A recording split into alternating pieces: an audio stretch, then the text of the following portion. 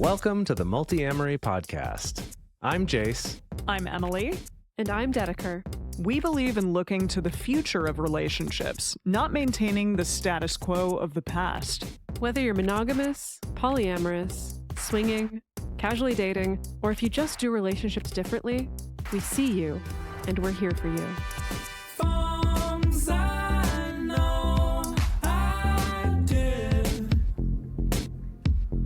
Forcing me to form myself to fit. Hello, Multiamory listeners.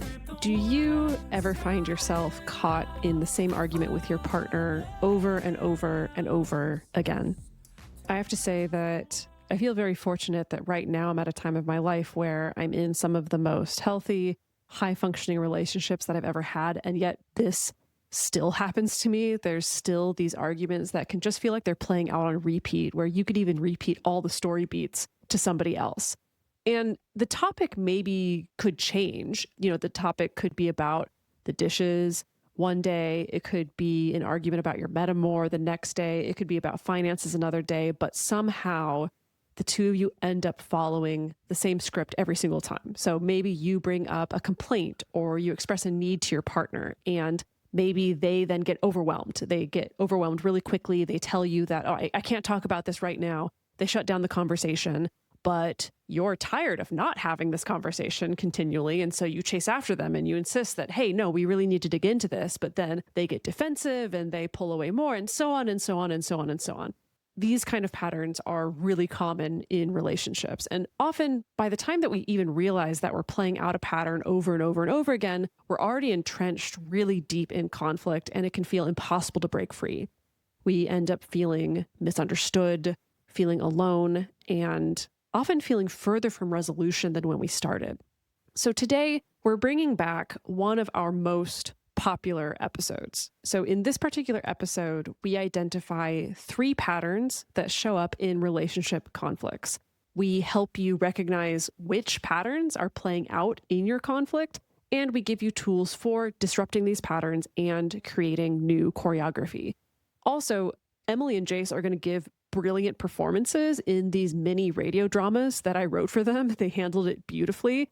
This episode was originally released in 2020, and it was originally titled Demon Dance Battles, which, yes, I know, thank you, totally amazing title. But again, maybe a little unclear about what it's about if you're just scrolling through our back catalog. So I present to you Demon Dance Battles, aka Why You Keep Having the Same Argument Over and Over. I hope that you enjoy. On this episode of the Multiamory podcast, we're talking about fight choreography. No, unfortunately, we're not talking about fake punches and sick stunts that people do on set. We're actually talking about the destructive cycles and patterns that are easy to fall into with a partner when you're in conflict, like these patterns that show up when you fight. We'll be covering 3 of the most common patterns, how to recognize which fight choreography shows up most frequently in your relationship, and then go over some steps to turn things around and start solving conflict more productively. So, conflict, we love it. It's been a while since we've done an episode on conflict, I guess, or do we talk about it all the time? It's hard to say.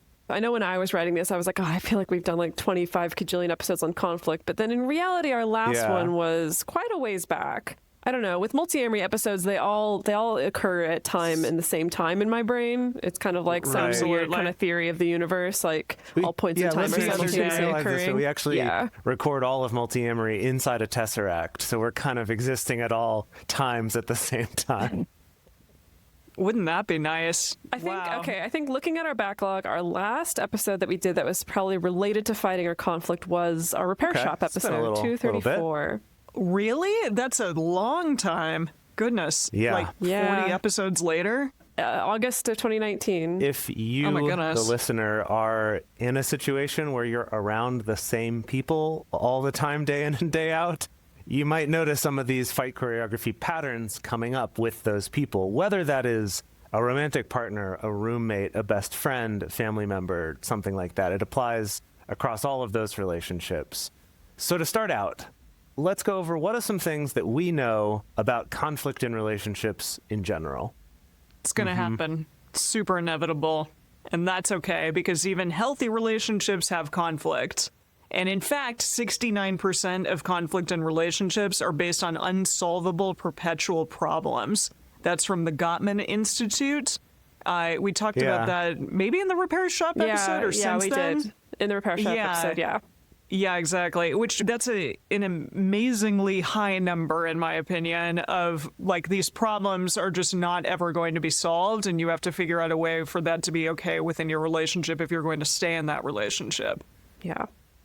So we also know that the communication patterns that we see growing up from the adults around us, from our caregivers, combined with our past emotional baggage, our past trauma, as well as our individual attachment styles, can influence how we respond to conflict in our modern day relationships. I said modern day, like the relationship you're in today, not like a relationship of the future. Yeah, one you'll be in 2050 or something. So how do we see that in our current relationships, like our family of origin and the way maybe that we saw our parents fighting? Do we see that in our current relationships? I'm actually just gotta open up this can of worms. Go too deep on it right away. I'm curious for the two of you. When you were young, do you like have memories of your parents or parental figures fighting with people other than you? Regularly? Because for me, it was something that I definitely never saw when I was really young, and then saw a little bit when I was a little bit older and my parents were on their second marriages. But for me, it was like, well, they're all fucked by now anyway. I was kind of jaded about the whole thing at that point. So for me, like, I definitely grew up with this association of fighting is like, because things are shitty. You've already had a divorce. Clearly, you don't know how to do relationships, I guess, and I mean, this is my, 12-year-old angry kid brain. Goodness, upset about my life being turned upside down. Yeah. But what about for you? What was your impression of adults fighting? See, that's funny because I never grew up with two parents. It was only one parent, or my mother and my grandmother, and they didn't fight, but my grandmother saw my mother as such. It's almost like a parental figure, which is very backwards and weird. But yeah, my grandmother she was very like submissive towards my mother. I mean, I guess for me, when I was very young, I grew up with the same thing of like not having two parents in the house, really, at least for the first few years of my life. It was my mom, and then I'd see my grandparents. And my grandparents' arguments, I guess, were, I don't know, my grandparents very much, like if they really truly had to have an argument, like they would take it away from everybody else and kind of hide behind closed doors. And I mean, I got to see those like small solvable problems, the like, well, we should have this for dinner. Well, I think we should have this for dinner. Well, why do you think we should, like those kind of solvable problems of like we work through it and come to a solution. But I never really got to see, at least among my grandparents, the bigger perpetual problems until my mom got remarried also. Then I saw that all the time. Yeah. It was so I don't know if you ended up with kind of the same association that I did of like, if you're fighting, that means it's bad, that this is a problem. And was that kind of what it was like for you? Yeah, it was definitely not only just if you're fighting, this is a problem, but also if you're fighting, you are going for it. Like conflict is either 0 or 100, basically. Wow. I think was what I got was either it's not a problem or it's a drag out fight. So I remember then later, once I was maybe high school, college and beyond, hearing from other people that saying that, oh, well, fighting or conflict is healthy in relationships. And my parents always did that growing up, but it was never this vindictive bad thing. It was just like, that's how they communicate. And so that's how I grew up, and that's how my partner and I do it. And to me, it still honestly is a little bit hard to wrap my brain around, but understanding that can look very different. And I think part of the reason for that is about how we saw fighting be done. Because there's sort of a like vicious tear people down sort of fighting, like you were kind of mentioning, Dedeker. And then there's like the more sort of frustrated, passive aggressive until someone yells fighting, which is maybe what I saw more of growing up.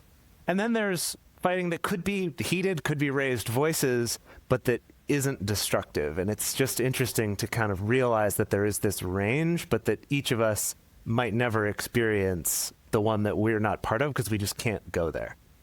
Right. Or sometimes you may have only seen, like, again, those heated, really intense, destructive parts and never seen how your parents repaired or how your caregivers repaired. That's another thing is, I mean, sometimes they just don't, you know, sometimes you can just not see what the repair process looks like at all. Or it could be your parents did repair, but that was behind closed doors, you know, when you weren't around, or, you know, or you didn't notice because there weren't raised voices or things like that. Anyway, so before we dive too far deep into our own childhood traumas, I want to talk about this concept of fight choreography. So researchers and couples counselors and therapists have been trying to get to the bottom of relationship conflict for decades, like probably at least since the beginning of the 20th century. I would say like 1920s is when we first start getting people actually starting to research like what causes marital conflict and how do we resolve it. There's a lot of different theories floating out there. There's, of course, a lot of different theories that motivate different approaches to couples therapy and couples counseling and things like that.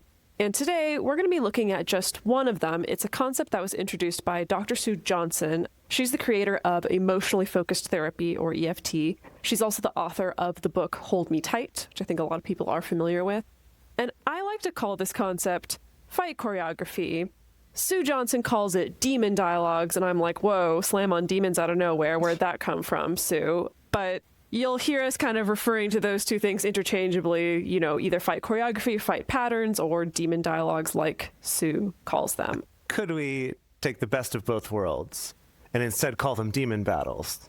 Oh, Demon battles. That. My partner's playing, what is it, Doom right now? Lots and of so demons. that just reminds me of Doom. Lots of demon battles. Right. With actual demons from hell. So some of this content may be a little bit familiar today. We talked more about Sue Johnson's work in episode 227, specifically about pursuit and withdrawal patterns. And that's going to come into play again today as we talk about these, how you say, demon battles. Yes. So Sue Johnson talks about three main demon dialogues that different couples fall into when fighting. Yes, demon battles, demon dialogues, fight choreography, whatever you want to call it. So yeah, they fall into these three main categories regardless of the content of the fight, which is very interesting. So we don't want to say that like the content of the fight never matters, but what she is saying is that the majority of the time, the important part of the conflict is the subtext and the emotions that are underlying that dialogue. And Dedeker, I know you said there was a thing that happened recently. Well, just a case in point, I mean, on this show, we've talked about nothing fights before, quote unquote, nothing fights, you know, where it's like about the tiniest thing. Like I got into a fight with Alex a few weeks ago about whether or not the window shades should be up at a particular time in the bedroom. And it was like emotional, you know, it was emotional. And like, there was no way in hell that it was about the window shade, right? You know, like it was so not about the window shade. And I think these things happen a lot. It can be a fight about chores, and maybe there is an element about it that is, hey, pragmatic, we do need to figure out how to get this chore done, but often underneath it are these deeper things of like, hey, are you taking me for granted? Are you listening to me? Do you care about what's important to me as far as like how our home is comfortable, you know, stuff like that. Now, Sue Johnson, when she talks about the demon dialogues, she likens it to couples following the steps of a ballroom dance, where the music, and in this case, the music being the content of the fight, the emotions that come up during the fight, that may change, but the choreography, the steps to the ballroom dance are ultimately the same.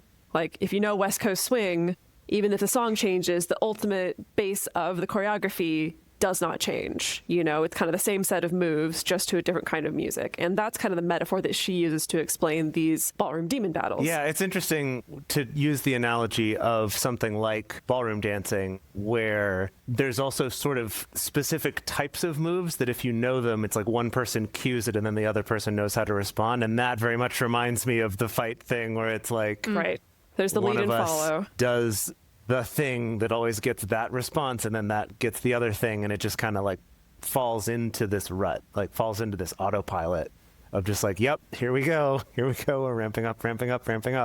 All right, kids, it's time. We're going to go through each of these demon battles, demon dialogues, fight choreography. We're going to go through each of them one at a time, and we're going to do that with the help of some professional actors that I've brought in for the day. Wow. may I introduce so you excited. to Emily, is it? Yeah, And- that's my name. My professional name's Amelia, but Oh, sure. sorry. Yes, Amelia, and Jace, I believe it is. Yep. Jace Lindgren. Yeah, that's correct. Yes. Happy to be here. Okay, good. Yeah, I'm just really excited to have the two of you. These two actually are professional actors. Like, they got a resume and everything. So You were a professional actor. I know. We're all professional actors. Okay. So what we're going to do, I'm going to have you to read this scene, do a dramatic reenactment. You know, just do what you want with it, like explore the space. Then we're going to end the scene, and then we're going to talk a little bit about what was going on with Got this it. particular couple. Okay? Can you sort of set the right. scene for us? Yes. Okay. So you're a Interior. couple. Yeah. Interior. Ooh, 7 o'clock. Nice. Okay. 7 PM. o'clock at night. Oh. Oh, okay. Hey, who's the director here? Sorry. I'll shut up. You're just the talent. You're right. Okay. It's freaking spoiled talent. Yeah. All right. Interior. I'm going to say this couple is at home, Okay. having a date night at home. And one of them has worked really hard. I'm going to say person A has worked really hard on making dinner. You could just call us And- by our names. It'd probably be easier. Okay, Emily has worked really hard at making dinner for date night tonight. And you've just sat down, started eating dinner, and then the scene begins. And action. Okay, you need to put your phone away when we're at dinner. Tonight's supposed to be date night, and that is really rude. Rude? You're the one who can't even watch a movie without constantly texting your friends. I'm just taking care of work stuff. I had to leave my own work early so that I could cook dinner for date night because you weren't willing to do it. We can never have a date night without you bringing up some kind of problem. It's like I can't do anything right. And cut. All right. Well done, everybody. I love Jace. You were so in your phone, you almost didn't do your line. I was trying to capture that that sense committed. of like He was you gotta method- finish the he was text method before acting. you know. I was trying to make right. it real. Right. He was that committed to the role. Okay. So what did y'all notice was going on in that conversation? What might be the steps of the dance that these two are following? I know it's a very short snippet of a conversation. It probably in reality would go on for much longer, but what was going on there? I mean, I pointed out immediately, like, a problem. It wasn't trying to ask a question or trying to say, like, hey, I would really appreciate it if, or something along those lines. Instead, I just, like, completely threw at him, like, you're doing something Right, wrong. it's like you're being rude. You're right? really rude. And then you're being the response rude. Yeah. is to not like to completely change topics and instead be like, but you do this other thing. So you're actually the bad one. Really, I'm just normal. You're the one who's bad. Yeah, whataboutism. Totally. And then I said again, like, well, look at what I had to do. Look at this awesome thing that I did for you, and I'm getting no respect and no love for it. What the hell? And then my character at the end basically did the same thing of kind of like, well, great. So we can never have a good date night because you always have to make it into a problem, and like we can't even enjoy this. So it's just kind of both pushing that blame. And then I asked, Right. why are these two people in a relationship? Well, yeah, What? you asked that, but that happens all the No, time. I feel like mean, I've been in something like this. I've yeah. been in Well, this. sure. Yeah, you know, totally. I've been in this conversation. I do feel like this approach, this particular demon battle, this is what I saw the most of growing up. Oh, really? I think was was a lot of kind of like attack, you know, like, and especially the like, I'm going to defend myself by bringing up something wrong that you did, even if that was completely irrelevant or from like 6 weeks ago or whatever. And then the other person responds by, well, I'm going to bring up something wrong that you did that was completely irrelevant to this conversation at 6 weeks ago, you know, and then we just kind of go back and forth. They're almost switch tracking. It is kind of Yeah, a form that's of switch true. checking, yeah. Yeah, this is 100% at least one of my parents, if not several of them, but like this was their tactic, was always, Several of your like 75 different parents. You have so many well, you know, parents. mom and stepdad and dad and stepmom. Mom and stepdad and stepdad and yeah, dad. you have 3 dads. I know, but Jace. stepdad yeah. 2.0 didn't enter the Let's not picture beat until around the so bush. recently. All my baggage was done by then. It's already been packed by It's all then. wrapped up in a nice little bow. Yeah. Yeah. I didn't feel good during this. It was very sad. Aw. It's hard to like, yeah, just to constantly blame your partner because it seems so cyclical and like nobody's going to get anything done ever. Nothing like is going to be resolved because you're just like going back Right, and forth. and that they're kind of both right from the start putting each other in a position where there's no way to diffuse this. There's no way to move on. It's like just throwing back and forth, well, you're bad. And it's sort of like the only way that person could not just like throw that back at you then is to be like, yeah, I'm terrible. And then that's kind of weird. So that leads us to the name of this dance / demon battle, which is, quote, find the bad guy. I have a note. I have a note here for Sue Johnson. For Sue. A note for Sue. Okay. I appreciate that the names she's given to each of these, and you'll see as we go, that they do try to make it clear what the fight is doing, but they're just not good names for dances. You know, if we're going to say this is a dance, find the bad guy, that's a terrible name for a dance, you know? Bad guy boogie? That's better. Okay. Ooh, that's good. This is what is now known as the bad guy boogie, previously known as find the bad guy. So Multiamory, just improving on other people's content since 2014. And we're not even like doing much other than just changing the name, but it's an improvement, isn't it? Okay, so the bad guy boogie, here's what defines it. Both partners are on the attack. They're throwing blame and criticism at each other. And it's this attempt to pin one or the other person as the real bad guy, under the false assumption that once you can just get them to admit that they're the bad guy, then it's all solved.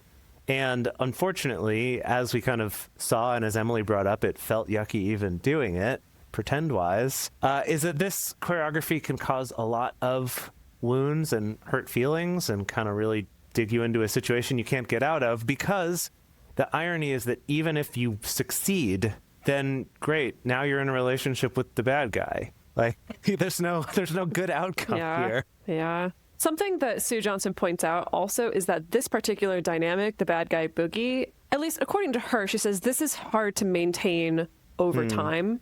Like, it's hard to maintain this kind of same both of us attacking each other for a long period of time. You know, her theorizing being that, like, it takes a lot of energy and it is very harmful and wounding and really difficult to deal with. And often this is an escalation that sometimes will occur at the end of a fantastically toxic relationship that's about to explode. Or more often, sometimes a fight may start here and then may adjust into kind of the next demon battle, dialogue, dance, choreography, boogie, whatever you want to call it, which is more likely to be sustainable in a bad way over a long period of time. So let's move on to the second scene, shall we? Just real quick, in the spirit of renaming things to make them better, now I'm realizing that we've created a problem by calling them demon battles, but then naming them like they're dances. So hear me out. Here we go. Here So we you're go. gonna Instead name... of demon battles, they're going to be demon dance battles, like West Side Story style. Dance Right? battle. Okay, all right. Jace, I think the title of this episode is now Demon Dance Battles. Demon dance, okay, perfect. I'm erasing where I called it fight choreography, and I'm calling it Demon Dance Battles. Okay, done. Everyone's going to see that in their podcast feed and go, huh? They're going to be like, the hell? It's fine. All right, Okay. what's the next Yes. dance battle? Let's move on to that. So, okay, let me set the scene. So the scene is, yes, the two of you are at home.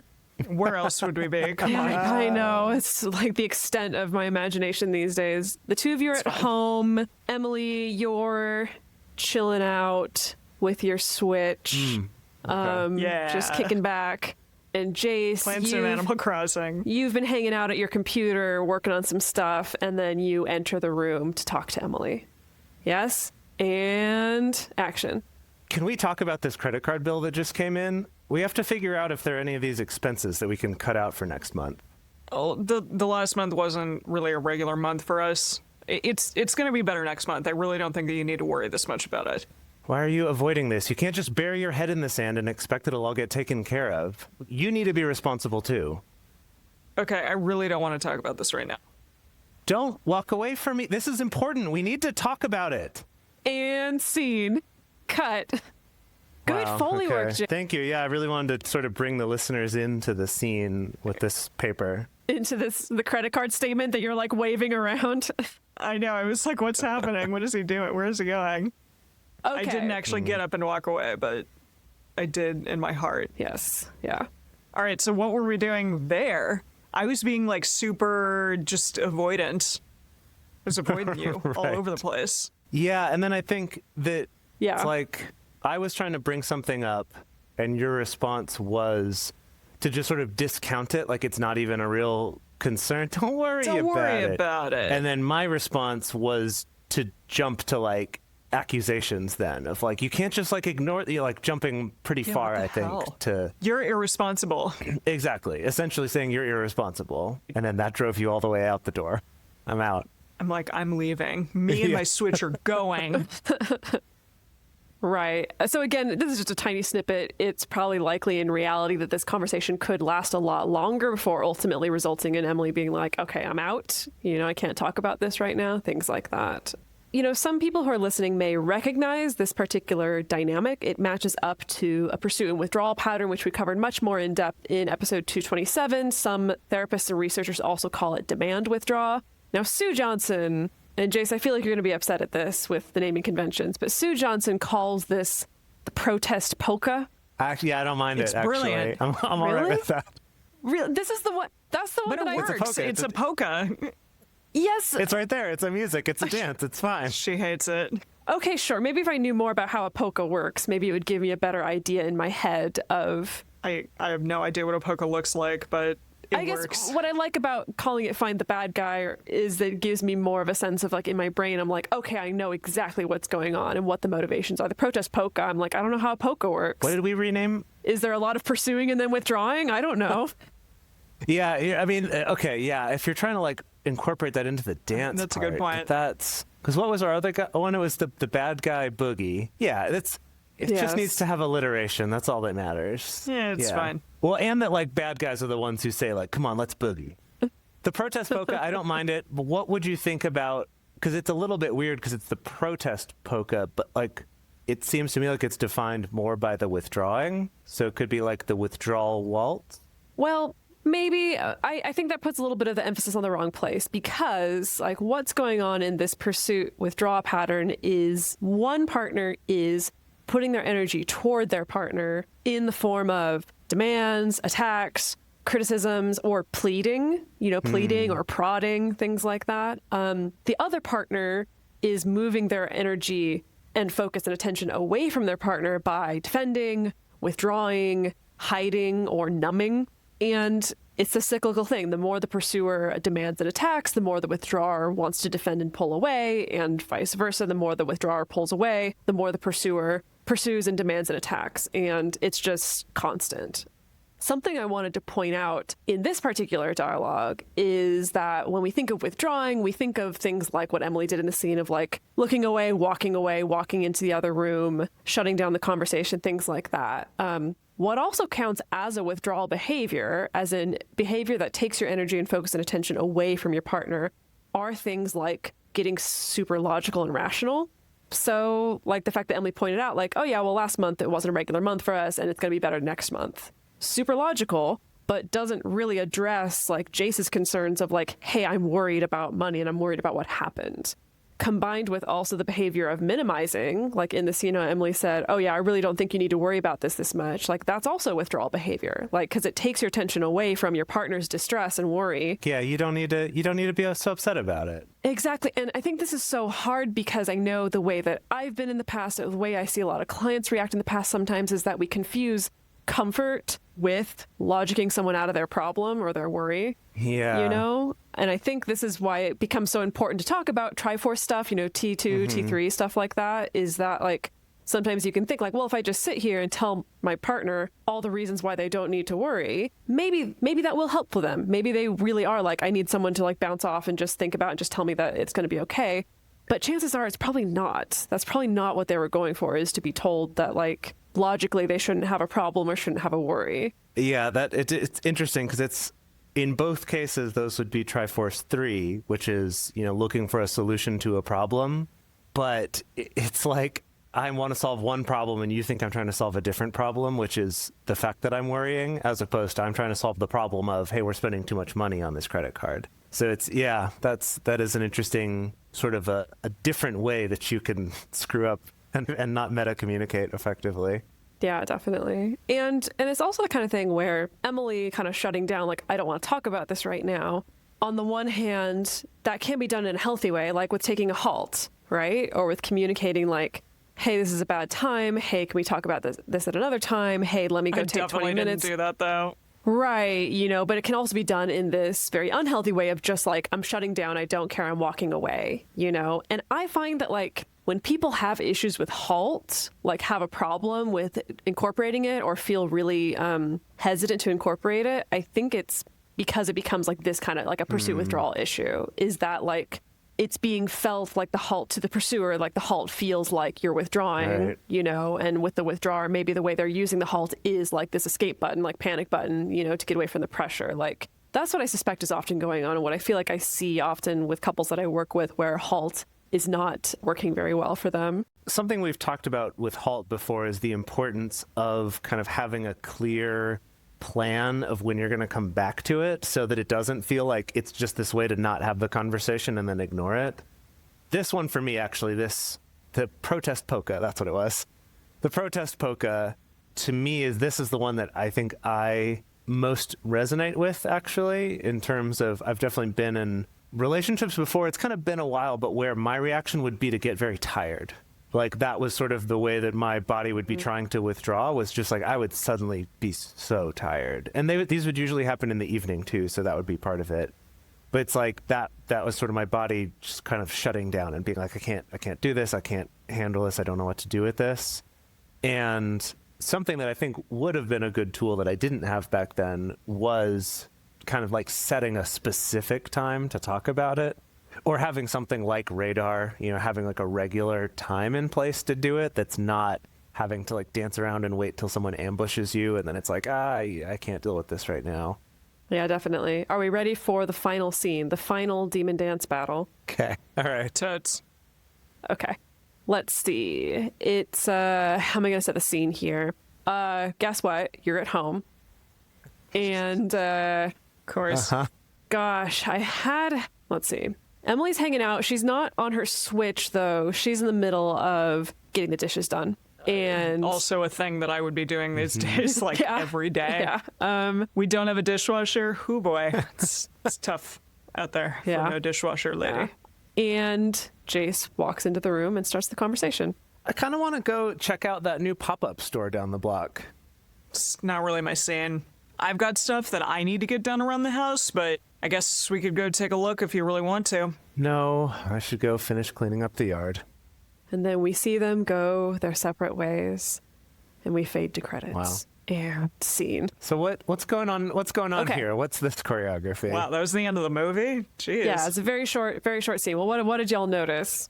I mean, both of us, like, wanted to do different things. I think I was, like, super passive-aggressively being like, you didn't frickin' help me again. And Yeah, I maybe. am doing a lot of things for the house that you're not helping with, but you want to go do something fun. Yeah. Yeah. And I guess I can do it if you want, but I need to get stuff done. Yeah. Yeah, I mean, I noticed Jace deflating a lot, but not really, I don't know, like kind of making the invitation and then when it was rejected, just kind of deflating and just kind of giving up, you know, hence the like, oh, well, I'm not even going to go. I'll go like finish cleaning up the yard or whatever. And you notice this is a short conversation because after this, like they probably don't spend the rest of the day really talking to each other, interacting with each other that much. Right. Because I Wow. got to go out to the yard and she's going to, I guess, clean more things. I don't know. It's interesting because it also, like, I can relate to this feeling of whether or not you're even being that productive or have that much to do. There's always that you can get into this mind state of like, I've just got so much to do. I can't see the end of it. I just feel like I'm buried under a pile of stuff to do. I often feel this way. And it is kind of hard to pull yourself out of that to do something fun or to like enjoy something when you're in the middle of that kind of way of thinking or being frustrated about life. Yeah, yeah. So this particular demon battle is what Sue Johnson calls flight and freeze. I'm gonna upgrade that by calling it the flight and freeze flash dance. And Wow. Cool. So we're going to throw water all over ourselves at the end. get frozen. Okay. on a and- chair. Yeah. Yeah. And then are frozen. Okay. Got it. So this is characterized by both partners turning away, withdrawing. The energy with both of them is ultimately going away from their partner. There can be a lot of tension and avoidance of actually talking about topics. Yeah. Yeah, but I find it really interesting that there also can be like a lot of politeness surrounding this and very little what we may deem like as fighting or what normal fighting looks like to us. Right. Like you could look at this and go, oh, wow, look at how civilly they managed their disagreement and like no fighting. Great. Yeah, but that doesn't actually mean that things are healthy because in reality, both partners may have emotionally withdrawn from one another long ago. And so they're just like, not going to go there. Conflict's unproductive. It's easier to not even engage with that in the first place. And so there may be a lot of distancing, a lot of numbing, a lot of losing hope. Again, maybe at the end of a relationship here. Yeah, I could kind of see this one as the extension after the protest polka, where it's like the pursuit and withdraw, and eventually the pursuer kind of just gives up. It's not worth it. And so then it's like, okay, yeah, never mind. I'll just do something else. I know Sue Johnson points out that this is like she sees this a lot in like long-term marriages where like the fighting stopped years ago, but that doesn't mean that it's been like a healthy, fulfilling, life-giving relationship. It's just been like we're roommates who are figuring it out together, And yeah, the thing you'll notice from the scene is the fact that it's like there could have been a fight here, or a disagreement or an argument or some kind of engagement. Like when Jace invites Emily to go check out the new pop-up store and she refuses, like it could have been a like, oh my God, you never want to do things with me. I'm really sad. This really hurts me. Like it could have been something. And same with Emily of being like, I've got stuff to get done around the house and maybe even implying I could use some help. Some help. And like, why are you leaving me right now? Instead of her even being willing to have that fight, even it's just kind of like both people are just like resigned, And so even though there's no fight that happened, it doesn't mean that means they resolved it in a really nice way. All right, so we want to go on and we're going to break down kind of what's really going on here, as well as talk about some counterspells, as we like to call it. Some ways to stop the demon dance battles. But before we get to that, we want to take a quick moment to talk about some ways that you can help support this show if this is something that's helpful to you and if this is something you're getting value out of and want to help spread to more people. We want to let everyone know that we have an amazing community of subscribers who get access to ad-free early releases of episodes, monthly video processing groups, as well as exclusive locked subscriber-only channels in our Discord server where there's amazing discussion and support going on. If you'd like to be part of that and join for a sliding scale, go to multiamory.com/join. In the meantime, take a moment to listen to our sponsors for this episode. They directly support our show, and if you find them interesting, use our promo codes or the links in our episode description, and that directly helps support our show. All right, so what's going on underneath all of these various dance battles? Has anyone noticed? Yeah, any kind of common themes, though, of what happens? I mean, that none of the fights are really about the thing that they're talking about. It's really kind of about one person wanting to engage with the other and the other not, or maybe both just kind of wanting to feel better by blaming the other person. Or I guess there's sort of different ways that go about it, but it is this kind of, they all have sort of a pushing away kind of feel to them. I was going to say that too, that yeah, it's all like nobody's going towards each other. Everyone's just going away from each other and very upset, and people end up like feeling very alone. Yeah, ultimately, the end result of all of these dances is that people feel hurt and alone. Yeah.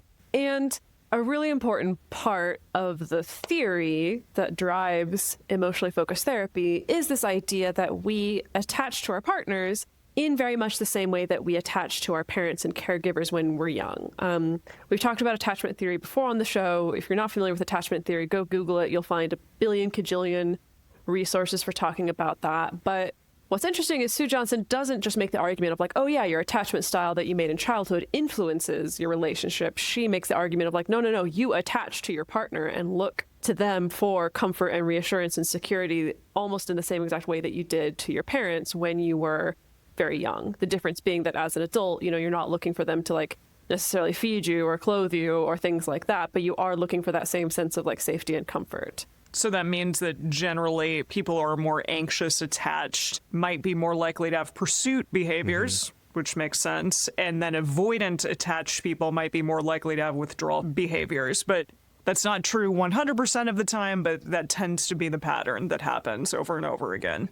So overall, what we want, we as people, not just the three of us, but overall what we want is to feel safe, to feel comforted, secure when we're with our partners. And withdrawing, minimizing, attacking, blaming, and the whole host of other behaviors we were talking about that show up in these demon dance battles can cause a break in that attachment, which leaves us not feeling safe, comforted, and secure, and then leaves us resorting to those same bad behaviors in this attempt to secure the relationship again, or in the avoidant case, in this attempt to like, well, I didn't need you anyway because you're bad. The kind of some way of like, we want to regain our feeling of safety and comfort, but unfortunately it's just like bad behaviors on top of bad behaviors. Well, with the avoiding and withdrawing, that actually is a relationship preserving tactic, because often the idea is I need to take myself away so that my partner stops criticizing me, stops seeing how bad I am, stops going after me, and therefore I can keep the relationship intact, you know? So if I just take myself out of the equation, then the relationship will still be there. Yeah, I guess I was thinking about the bad guy boogie of the kind of like going on the attack right away is sort of like, I don't know. Right. I don't know. I guess it's like, well, if you're going to criticize me, I've got to criticize you too, because then otherwise maybe I'm not worthy of you or something. I'm not quite sure what the thinking is, but I know I've been there before. So we want to move on to some counter spells. Let's talk about ways that we can avoid doing this, or if we find ourselves back in a similar loop, how we can maybe work to get out of it. And the first one is something that we talk about a lot on the show in various ways, meta-communication. So if you can name it, you can tame it. Is that ours? Did we Super come up cute. with that? Or did we? Did you come up with I that, Googled Jennifer? it. I did not come up with it. I Googled it, and multiple people have tried to take credit for it, but as from what I've seen, it's shown up in many, many different spheres and kind of slightly different phrasing. So it's not ours, but I'm going to make the bold decision that it doesn't belong to anybody. Cool. It belongs to everybody then. Yes. So recognizing this shared dance style that you and your partner have is the first major step to taming this thing that you do. And you can share this info with your partner, so maybe not during a time where you two are like in a heated conversation or in the middle of one of these fights, but talk about the patterns that you're seeing and maybe which one of these seems the most familiar, what you find yourself falling into over and over again. Now, I suppose if you did find yourself like really going down one of these tracks into one of these demon dance battles, and you were like, oh my gosh, we're doing the bad guy boogie demon dance battle, that would stop the conversation at least while they go, what the fuck are you talking about? Yeah, that's true. I mean, hopefully it would be like humorous enough and fun enough that the partner that doesn't know what the heck they're talking about would be like, oh, okay, what? Let's elaborate here. But yeah, better to talk about this not in the heat for of sure. things. Yeah. So I think this could be a great episode to listen to together with a partner, you know, and have a conversation afterwards about like, wow, which one of those felt the most familiar? I think what's important to bear in mind is like when you're meta-communicating about this is something that's fundamental to this is that you and your partner start to look at this demon dance battle as like, ooh, this is a thing that happens that's outside of ourselves. Like, that's the problem. Let's find ways to not do that. As opposed to in the middle of the fight and you're like, you're starting up the demon dance battle. You're doing this pursuing thing. Like, stop that. This is all your fault. You know, to go along with one of our favorite phrases on Multiamory, don't weaponize this shit. Yeah. Yeah. So you can also have a counterspell of taking this a little bit more granular if you want. If you're listening to this and one of these particular scenes stood out to you, you're like, whoa, that totally sounds like what I go through with my partner. That's great. You know, start looking into that, start doing research on this. You can also go even more in depth. So there are a lot of EFT therapists out there who have variations on worksheets and exercises to help you find the specifics about your own custom demon dance battle. And so we're going to give you just a condensed version of several exercises. So of course, feel free, go out, research. You know, there's a lot of worksheets and stuff out there. Don't Google demon dance battle, Google demon dialogues. Demon dialogue, okay. That's what it actually is supposed to be called.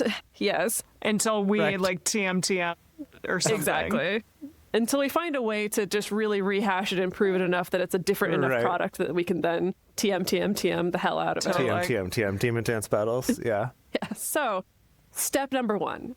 generally, I call this counterspell mapping the choreography or mapping the demon dance battle. So step number 1 is that both you and your partner are going to sit down.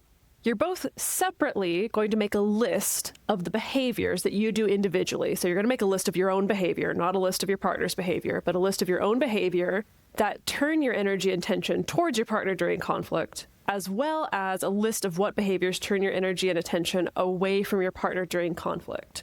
So this can be super simple to do. You can fill in the blank to this sentence, which is, when things are not going right between us, I move my energy and attention towards you by blank. And so that can be things like pointing out your mistakes, leveling blame on you, insisting on making my point, becoming angry and blowing up, prodding at you or pleading, following you when you leave the room, etc., etc., etc. So that can be multiple behaviors. Maybe you can only come up with one, whatever. And then you're also going to make this list of the behaviors that move energy away. So when things are not going right between us, I move my energy and attention away from you by blank. And that can be things like zoning out, walking away, freezing, becoming hyperlogical, minimizing your concerns, etc., etc., etc. So both of you two are going to sit down, take a little time, fill in the blanks of that exercise, come up with a list of behaviors, and then you're going to move on to step number 2. All right, step number 2 is to then take these lists and identify the most common behaviors and see if you can match them up with each other's to uncover what your most used choreography is. So it would look something like this. When things are not going right between us, the more I blank, the more you blank, and then the more I blank, and the dance begins. So yeah, this one, okay, I know this is absurd, and if you're having a hard time in a relationship, this might be challenging to do, but it did make me think you could actually choreograph a little real life dance that goes along with this to sort of lighten the mood, where you both put in, kind of your right hands toward each other and sort of turn that way. So you're, facing toward each other, and it's like, so the more I, whatever, they put their hand in, and then they say, so you make like a secret handshake out of this? Whatever. Yeah. Hold on. So hear me out. Right. So I put out my right hand and I say, the more I point out your mistakes, and then you would put your right hand against mine, and then you would say, the more I Get defensive. Yeah, right. And then I would say, the more and we kind of go up and like touch hands toward each other. It's like both of our hands are touching each other now, and we're facing each other with our hands in front of us. And then I say, and the more I become angry and blow up. And then we both sort of push back and strike a pose and say, and the demon dance battle begins. I know that, like, without video, that's hard to convey, but I hope you kind of get the idea. Oh, we saw it, Jace. We saw it. We got to enjoy that. So what's your thinking behind also attaching literal choreography to this? Humor, yeah. I find humor for something like this where it's scary to be vulnerable. It can give you a little bit of and just physically moving often can help from feeling so like trapped and stuck in something, in a behavior. And I mean, it just says, and the dance battle begins at the end, like, and the demon dance battle begins. I mean, how could you not choreograph that? Provided that then you don't actually continue the demon dance battle. Yeah, right. That would be bad. Yeah.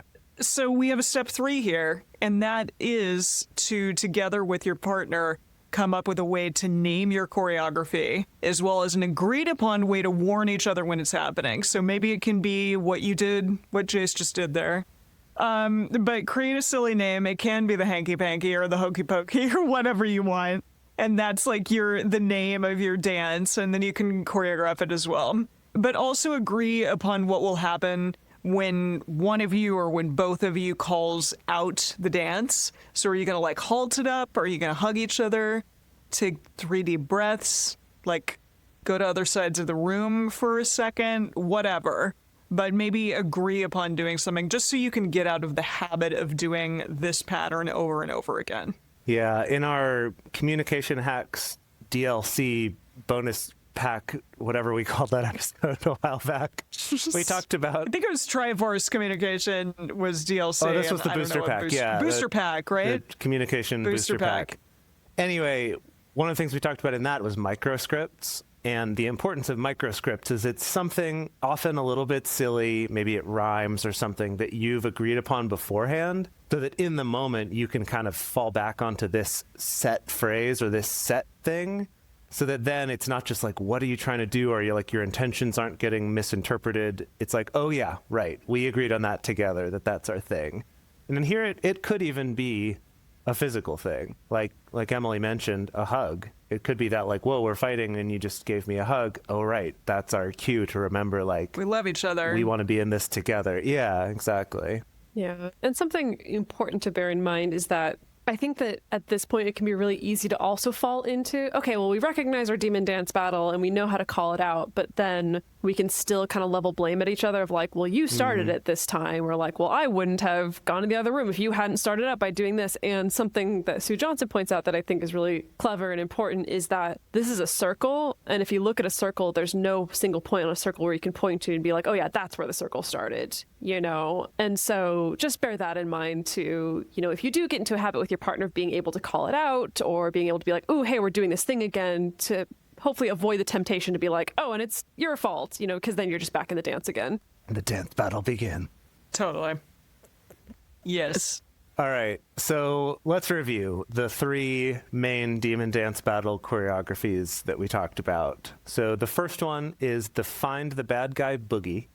So this is the one where you're both just leveling attacks or accusations at each other, trying to convince the other one that they're the bad guy. The next one is the Protest Polka. Congratulations, Sue Johnson, you got one of your names to stick. Protest Polka, which is the Well done. pursuit and withdraw pattern, where one is coming after the other for engagement about something and the other is just trying to minimize it or discount it or leave or just sort of not have the conversation. And then the third one is the freeze and flee flash dance. That's a tricky one to say. The freeze and flee flash dance. And this one is the mutual withdrawing. This is the, oh, we tried to engage. No, this. Okay, no. And then we walk away, often in an attempt to avoid getting into a fight, but we're not engaging either.